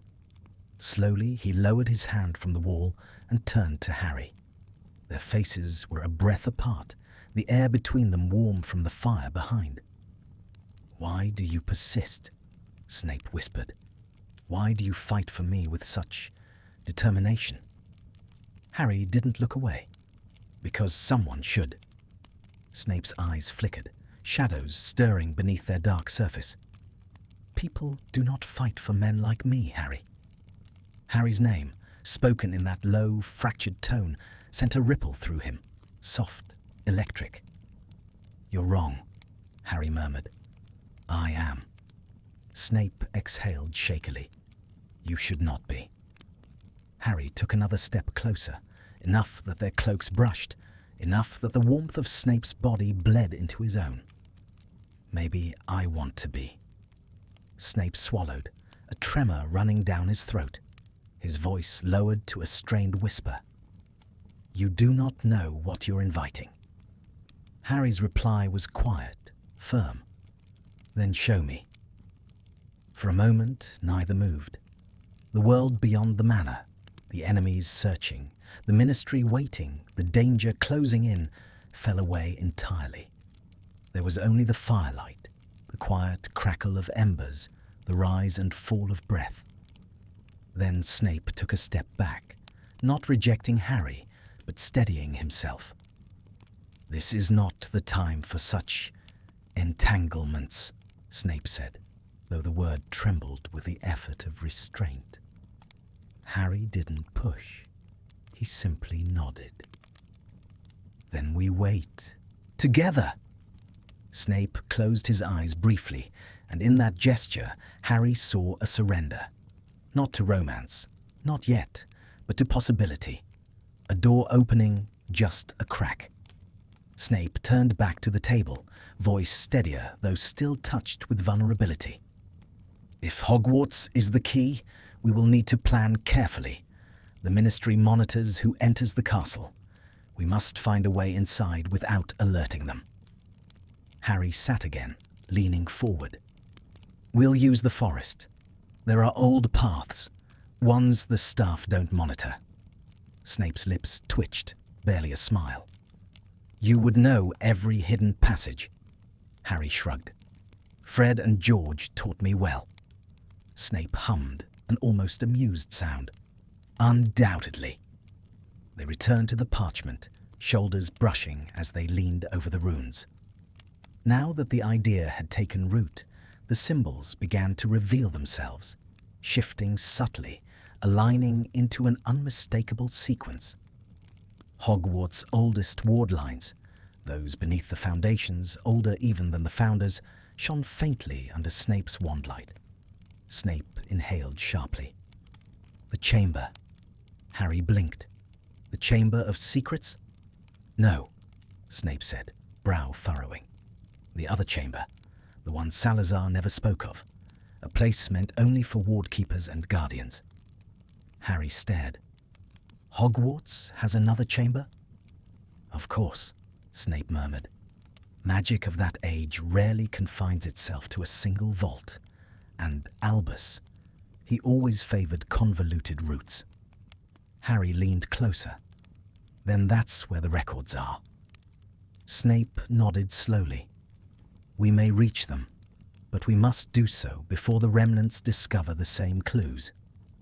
Harry's hand brushed Snape's as they traced the parchment together, light, unintentional, yet lingering.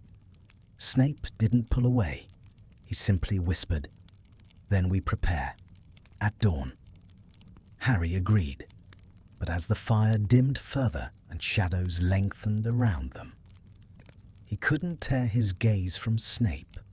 Tired, brilliant, wounded, unyielding Snape, sitting close enough that Harry felt the gravity of him like a pull. The danger ahead was real. The journey to Hogwarts would be perilous, but Harry no longer feared it. For the first time, Severus Snape wasn't a distant figure in the shadows. He was beside him, and Harry intended to keep him there. Dawn seeped slowly into the manor, brushing the crumbling stones with a muted silver glow. The air felt tense with purpose, as though the ancient building sensed what the day would demand of its two unlikely occupants. Harry woke early, long before the sun fully pierced the canopy of the forest, and found Snape already awake. He stood near the window, cloak draped around his shoulders, eyes fixed on the mist rolling across the clearing. His posture was rigid, collected, but Harry could see the strain in the way Snape's fingers curled around the windowsill. Pale, tight, too controlled. "You didn't sleep," Harry said softly. Snape didn't turn. "Sleep is a luxury." Harry moved closer. "And still necessary." Snape exhaled, long and low. "My mind is too loud for rest." Harry paused beside him, close enough to feel the faint warmth radiating through Snape's cloak. "What is it saying?" Snape's jaw tightened. "That we are walking into a place where every stone remembers me, where every corridor whispers lies and truths alike." Harry studied him, seeing the weariness beneath the words. "We don't have to do this today." "Yes," Snape said sharply, turning at last. "We do. Every delay grants our pursuers more time to decipher Dumbledore's trail, if they reach the records before we do." He didn't finish. He didn't need to. The silence carried the rest. Harry reached out, slowly, deliberately, and rested his hand on Snape's arm. Snape tensed, but only for a moment before he let out a restrained breath and allowed the touch. "We'll face it together," Harry said, "whatever Hogwarts shows us." Snape's eyes flickered with a fragile, reluctant trust. "Then let us hope the castle is kind." They prepared quickly. Snape gathered potions, antidotes, stabilizing draughts, and a few vials so dark, Harry wondered whether they were meant for defense or destruction. Harry packed food, cloaks, and a small enchanted lantern.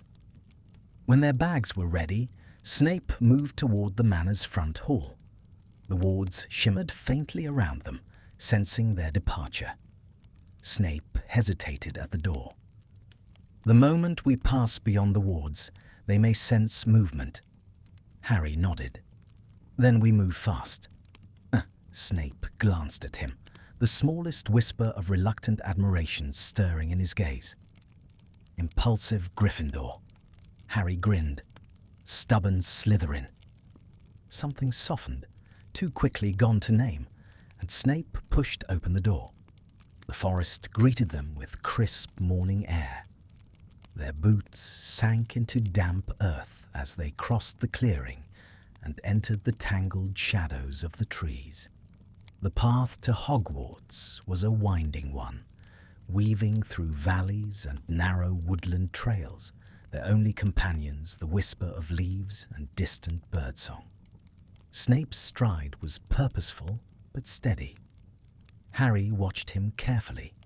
Each time Snape faltered, Harry shifted closer, ready to steady him. Snape never asked for assistance, but he never rejected it either. As the forest deepened, Harry spoke quietly. "What is this other chamber? The one Dumbledore never mentioned?"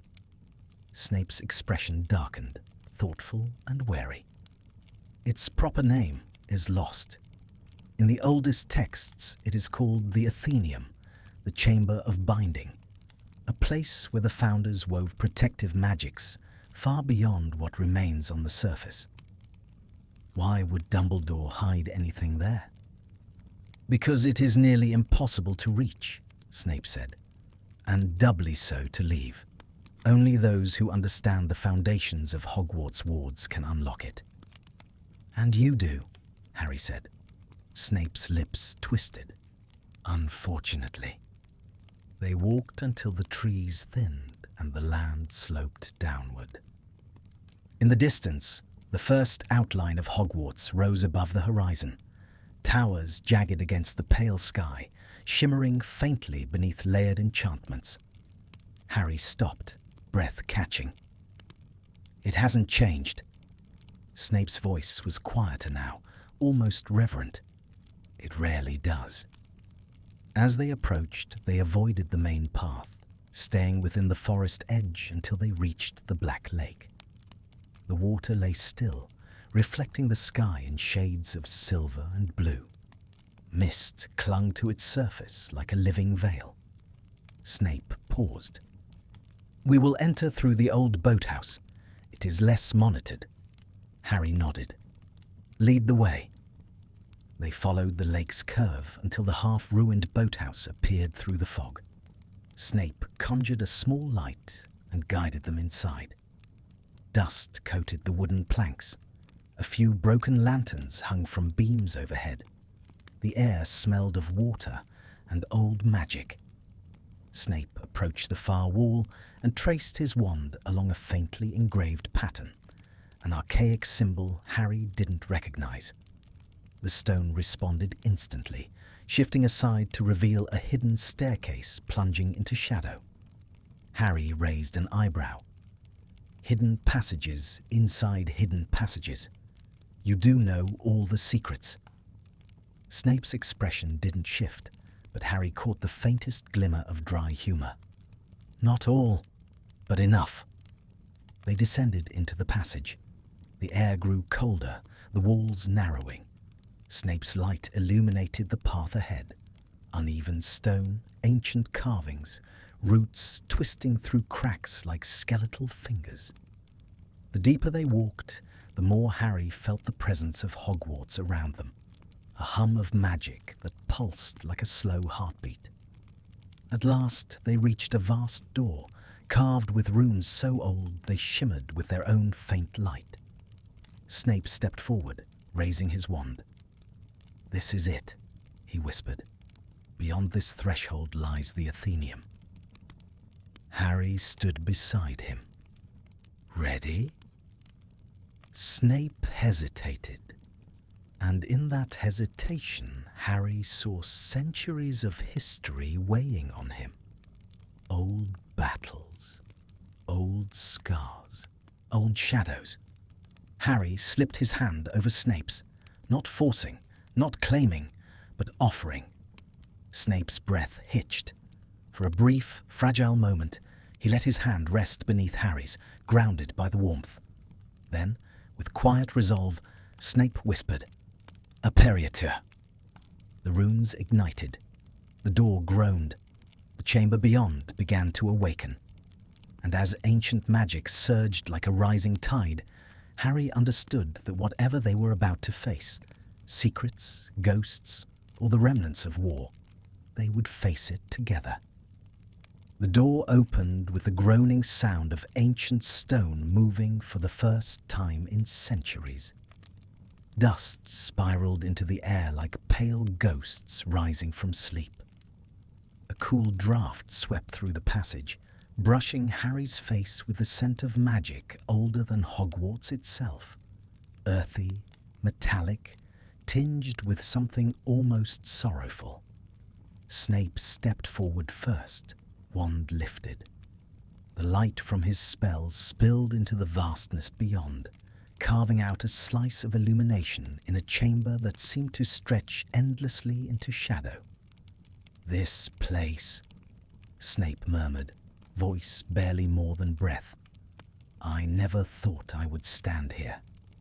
Harry moved to his side, letting the quiet awe settle around them. The chamber of binding, Athenium, unfolded like the nave of a forgotten cathedral.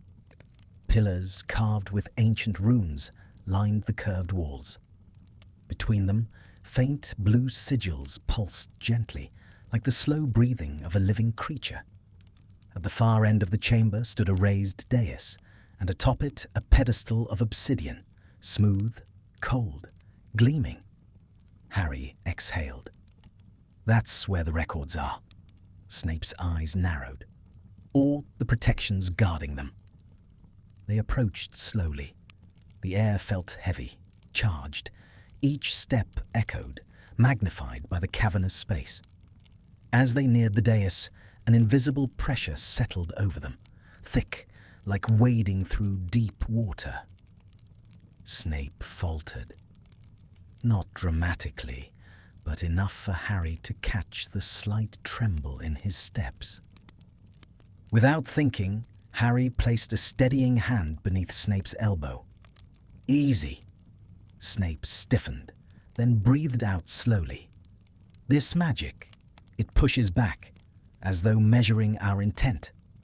Harry glanced up at his swirling sigils. "Then let it measure. We're here for the right reasons." Snape didn't answer, but some of the tension in him eased. They reached the pedestal. A thin sheet of shimmering light hovered above it, like liquid silver floating in mid-air. Beneath the light, half buried in the stone, lay a rectangular shape, sealed, warded, held in suspension. The records.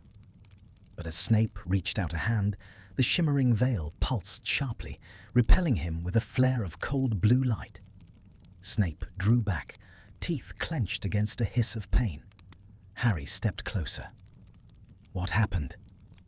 "It rejected me," Snape said. "Salazar's enchantments recognize only certain magical imprints. The Founders wove their protections to bind traitors and shield secrets. They must sense the conflict in my magic, dark and light entwined."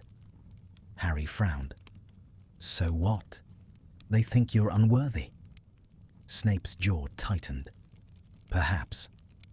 Harry moved to the pedestal himself. The silver veil flickered again, but didn't strike at him. Snape's voice sharpened instantly. "Potter, stop. If it accepts me, I can—" "You do not know what these wards will demand." Snape stepped toward him, breath uneven. "This is not a matter of bravery. It is a matter of sacrifice." Harry's hand hovered inches from the shimmering barrier. He turned to Snape, speaking softly, firmly. "Then let it ask. I've faced worse things than a magical test." Snape's expression twisted. Frustration, fear, helplessness, all written across his features. "I will not watch you be harmed because of me." Harry met his gaze, steady and unwavering. "You don't get to decide that." Snape opened his mouth, but the words caught in his throat. Harry turned back to the barrier and placed his hand upon it. Silver light exploded outward, not violently, but enveloping him like a wave of warmth.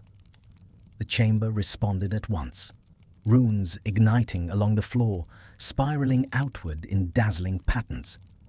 Harry felt a presence press into his mind, not invasive, but ancient, curious, a question wrapped in magic. Purpose? "I'm here to protect someone who deserves better," Harry whispered. The magic pulsed, listening. Another question, deeper. Worth. Harry's heart thudded. Memories flickered. Snape's last breath in the shrieking shack, the truth in his tears, the long years of solitude he had borne since the war. "I don't know if I'm worthy," Harry admitted softly, "but I know he is." The chamber stilled. The silver veil softened. Warmth spread across Harry's palm. Then, slowly, the barrier parted, opening like water around his touch. Snape inhaled sharply. "Impossible." Harry reached in, fingers closing around the solid form beneath the light. A small obsidian box, heavy, carved with the intertwined symbols of all 4 founders. He pulled it free. The moment the box left the pedestal, a surge of power rippled through the chamber, violent, warning. Snape shouted, "Harry, move!" He grabbed Harry's arm and dragged him back, just as the pedestal cracked down the center, releasing a shockwave of raw magical energy. The runes blazed, and the chamber groaned as if waking to anger. Energy spiraled around them, forming a vortex of shimmering blue. Snape shoved Harry behind him, raising his wand with fierce determination. "Protego Maxima!" The shield snapped into being, but the strain hit Snape like a blow. His knees buckled. Harry lunged to support him, wrapping an arm around his waist as the shield wavered. He pressed his wand forward beside Snape's. "Together!" Magic surged between them, bright, powerful, steady. Snape gasped at the sudden reinforcement, their combined strength flaring like a white sun. The vortex struck. The shield held. The chamber screamed with energy, then abruptly went still. The light faded. Dust settled in drifting spirals. Harry lowered his wand, breath ragged. Snape sagged against him, pale and trembling. "Are you all right?" Harry whispered. Snape closed his eyes, trembling faintly as Harry supported most of his weight. Foolish, reckless, infuriating Gryffindor. Harry smiled tiredly. "You say that a lot." Snape opened his eyes, and there was no anger there, only raw relief, sharp and unguarded. "Because you are all those things." Harry tightened his hold around Snape's waist, pulling him closer. "And you're alive. That's what matters." For a long moment, Snape didn't move.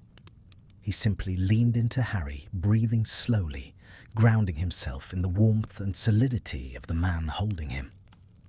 When he finally spoke, his voice was low, threading vulnerability and something deeper.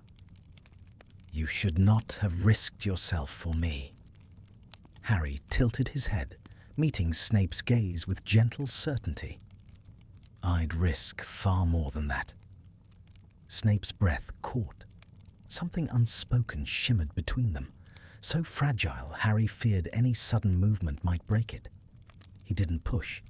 He simply stayed close, supporting Snape, letting the quiet settle around them.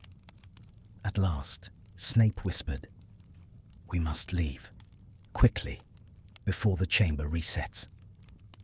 Harry nodded, but didn't release him right away. Snape didn't pull back. Together, closer than they had ever been, they turned toward the passage that would lead them back into the world above. The obsidian box lay heavy in Harry's pack. The truth inside it waited.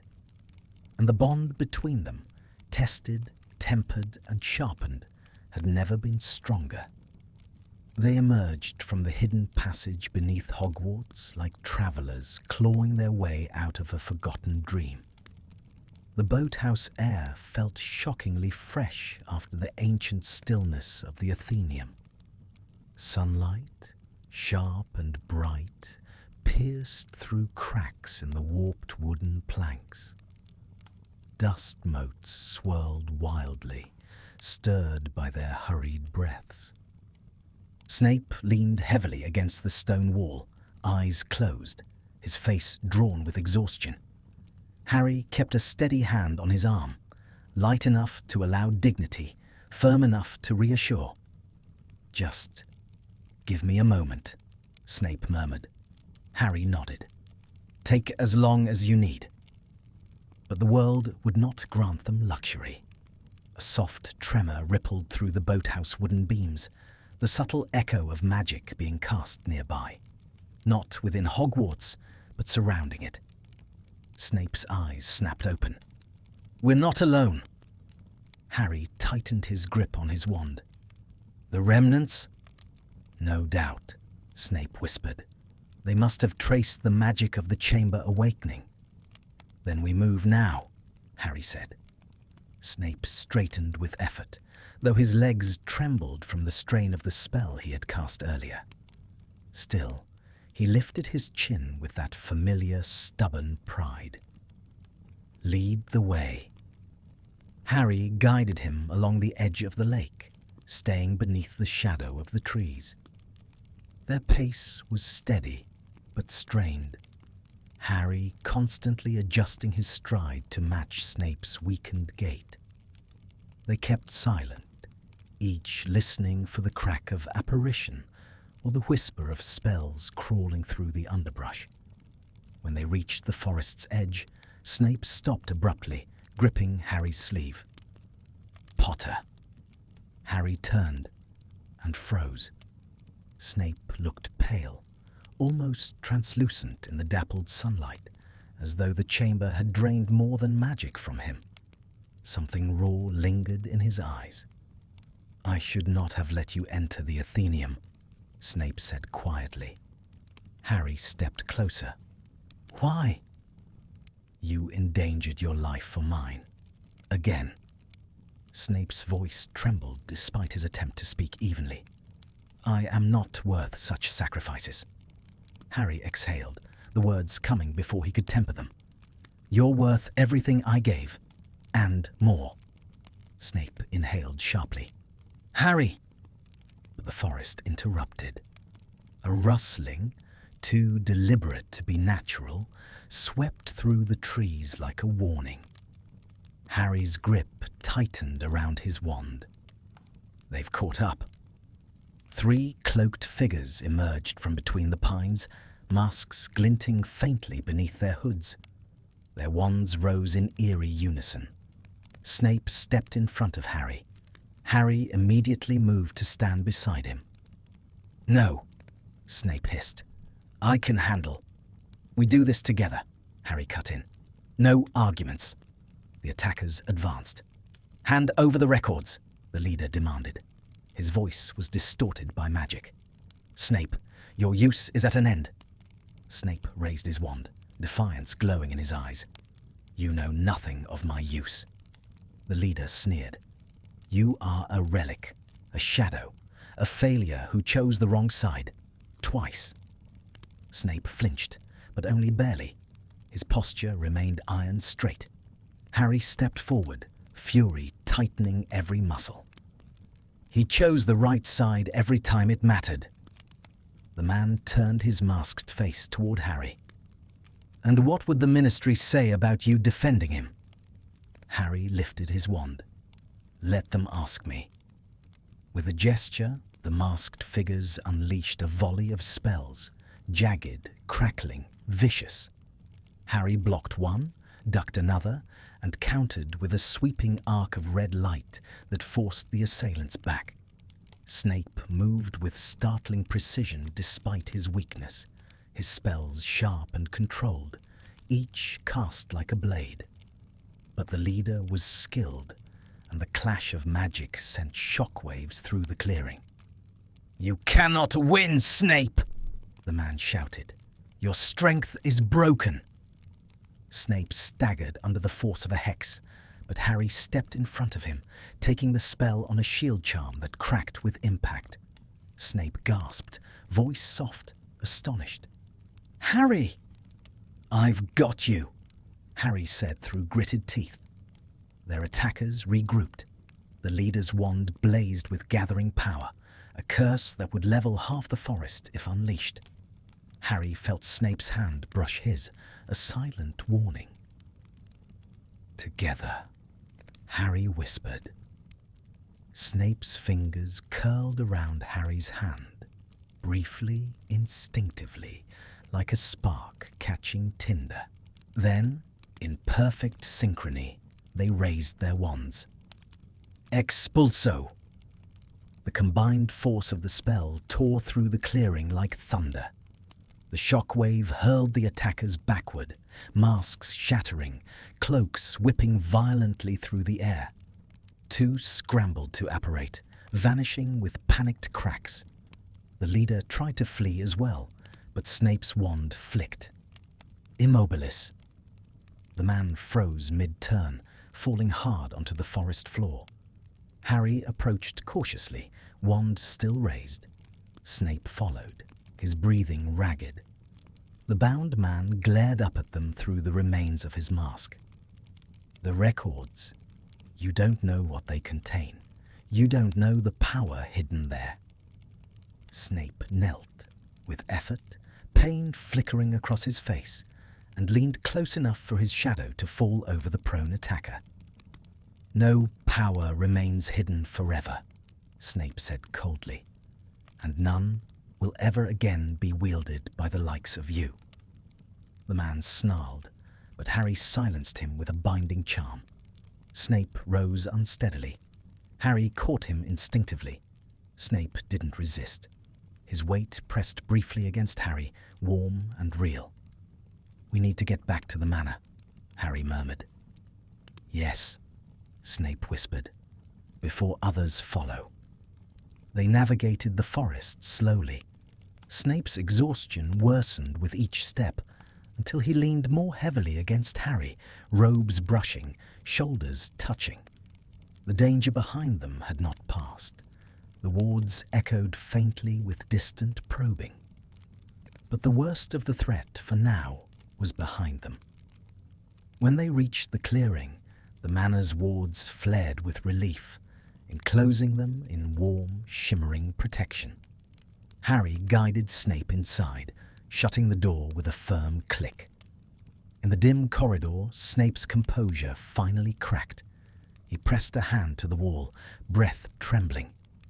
Harry, he said softly, you should go. Before this goes any further. Before you become a fugitive alongside me. Harry stepped close, lifting Snape's chin gently with a finger. The gesture was soft, careful, reverent. I'm not leaving you. Snape's eyes widened, dark, uncertain, aching. You cannot tie your fate to mine. Harry's voice dropped to a whisper. Too late. Snape swallowed hard. You do not understand what you are choosing.